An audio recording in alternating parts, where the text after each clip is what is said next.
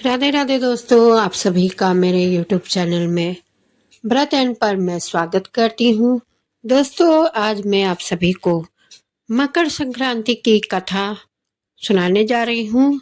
और मकर संक्रांति ऐसे तो प्रत्येक महीने में संक्रांत आती है, तो उतना उसकी वैल्यू नहीं रहती, या यूँ कहे बस मास बदलने का या पख बदलने का एक जरिया होता है। लेकिन माघ मास की संक्रांति ही इतनी वैल्यू क्यों है या उनके मुख्य क्यों है, आइए जानते हैं। वो भी मैं आपको एक कहानी बताऊंगी और मकर संक्रांति क्यों नाम रखा गया है और माघ मास में ही क्यों मनाया जाता है, ये हम अगली कथा में आपको सुनाएंगे। और अभी मैं आपको मकर संक्रांति की कथा सुनाने जा रही हूँ, ध्यानपूर्वक सुने। हिंदू धर्म में शायद ही कोई ऐसा त्यौहार हो जिससे जुड़ी कोई पौराणिक कथा या कहानी ना हो। बात मकर संक्रांति पर्व की करें तो इससे जुड़ी भी कई कहानियां प्रचलित है। बता दे, इस साल मकर संक्रांति 15 तारीख को मनाई जाएगी। धार्मिक मान्यता अनुसार मकर संक्रांति के दिन ही गंगा मैया भागीरथ के पीछे चलकर कपिल मुनि के आश्रम से होती हुई सागर में जा मिली थी। कहते हैं कि इसी दिन भगवान विष्णु ने असुरों का अंत किया था। साथ ही इस पर्व की एक कहानी धर्मराज से जुड़ी है, जिसे इस पर्व में जरूर पढ़ना और सुनना चाहिए। एक समय जब पृथ्वीलोक पर बब्रू वाहन नामक एक राजा हुआ करता था, उसके राज में किसी चीज की कमी नहीं थी। इसी राज में एक हरिदास नामक ब्राह्मण भी निवास करता था। उसका विवाह गुणवंती से हुआ था, जो कि बहुत ही धर्मवती एवं पतिव्रता महिला थी।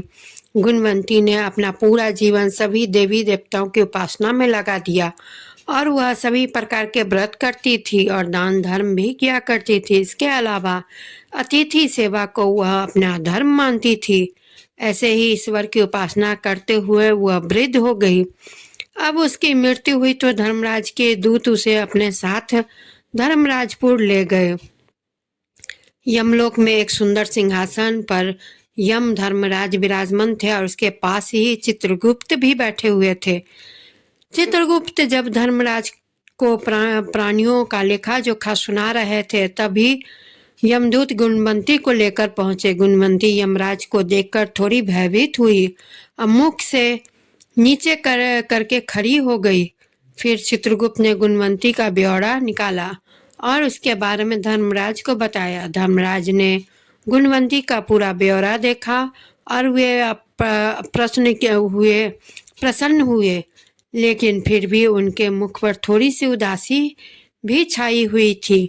यह देखकर गुणवंती ने पूछा, हे प्रभु, मैंने तो अपने जीवन काल में सारे सत्कर्म ही किए हैं, फिर भी आपके मुख पर उदासी छाई है, इसका कारण क्या है प्रभु?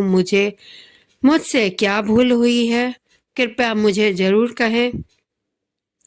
धर्मराज ने कहा, हे देवी, तुमने सभी देवी देवताओं के व्रत किए, उपासना की है, लेकिन कभी भी तुमने मेरे नाम से कुछ पूजा पाठ या दान धर्म नहीं किया। धर्मराज की बात सुनते ही गुणवंती क्षमा याचना करने लगी और कहने लगी, हे प्रभु, मुझे आपकी उपासना के बारे में कुछ पता ही नहीं है।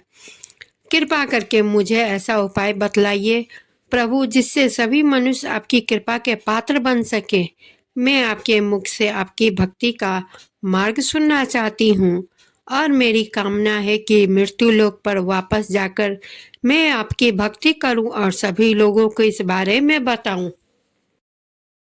धर्मराज ने बताया, जिस दिन सूर्य देव उत्तरायण में प्रवेश करते हैं, यानी मकर संक्रांति के दिन मेरी पूजा शुरू करनी चाहिए और उस दिन से लेकर पूरे 1 साल तक मेरी पूजा करते हुए ये कथा सुननी चाहिए। साथ ही मेरे पूजा करने वाले व्यक्ति को धर्म के इन 10 नियमों का पालन अवश्य करना चाहिए।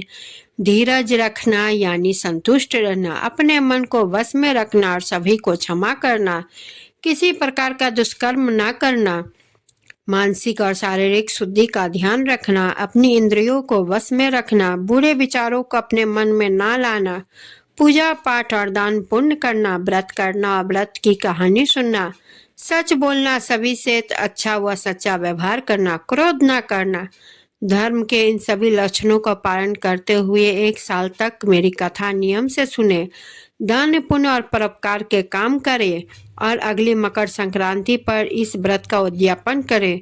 इसके बाद मेरी एक मूर्ति बनाकर वे विधि विधान से प्राण प्रतिष्ठा करवाकर हवन पूजन करे और साथ ही चित्रगुप्त की भी पूजा करे और काले काले तिल के लड्डू का भोग लगाए। इसके बाद ब्राह्मण को भोजन करवाए व बांस की टोकरी में 5 सेर अनाज का दान करे। साथ ही वो किसी जरूरतमंद को गद्दा, तकिया, कंबल, छप्पन, लोटा व वस्त्र आदि का दान करे। संभव हो तो गौदान करे। धर्मराज से व्रत की पूरा कथा सुनकर गुणवंती ने पुनः धर्मराज से प्रार्थना की, हे प्रभु, मुझे फिर से मृत्यु लोक में जाने दीजिए, जिससे मैं आपका व्रत कर सकूं, साथ ही इस व्रत का प्रचार भी लोगों में कर सकूं। इस पर यमराज ने गुणवंती को धरती लोक पर फिर से भेजाने दिया। धरती पर वापस आकर गुणवंती ने धर्मराज द्वारा बताए गए व्रत के बारे में अपने पतिदेव को बताया। पति ने मकर संक्रांति आते ही गुणवंती और उसके पति ने यह व्रत शुरू कर दिया। इस व्रत के प्रभाव से उन पर धर्मराज की कृपा हुई और उन्हें मोक्ष की प्राप्ति हुई। दोस्तों, ये रही मकर संक्रांति की कथा। आप सभी को कैसा लगा कमेंट जरूर करें और वीडियो को लाइक शेयर जरूर करें। चैनल को सब्सक्राइब करना ना भूलें, बेल नोटिफिकेशन जरूर क्लिक करें और इसी के साथ मैं विदा लेती हूँ। धन्यवाद।